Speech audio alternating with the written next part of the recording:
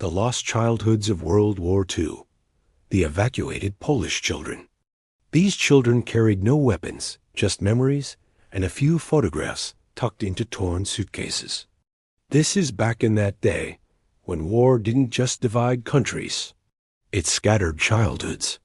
In 1939, Poland vanished under a storm of invasion, first from Nazi Germany, then from the Soviet Union. For millions, there was no safe direction to run.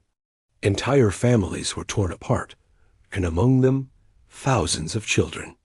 Under Soviet control, an estimated 1.7 million Poles were deported to Siberia, Kazakhstan, and Central Asia, crammed into cattle trains, traveling for weeks through freezing wastelands. Many didn't survive the journey. Those who did faced hunger, exhaustion, and disease. But in the middle of this nightmare, something unexpected happened, an escape. When Germany invaded the Soviet Union in 1941, Stalin suddenly needed allies.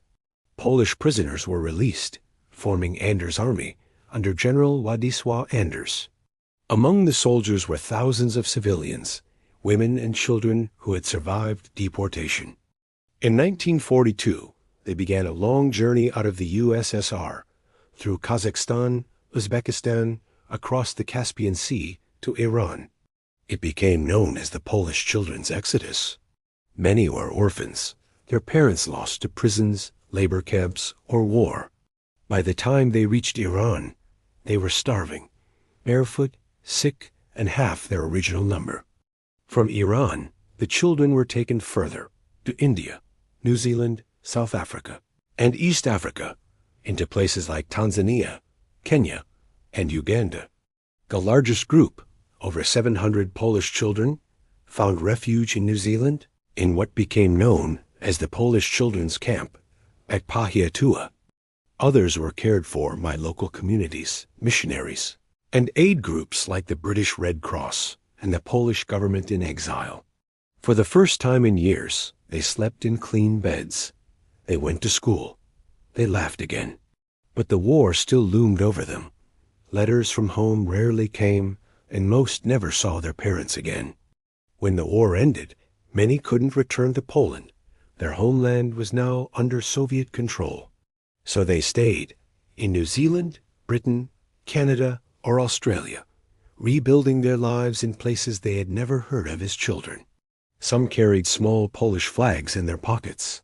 Decades later, reminders of a home they left as children and never returned to. They became doctors, teachers, artists, living proof of survival and adaptation. Their story was hidden for decades, overshadowed by the noise of armies and treaties, but their courage was no less heroic.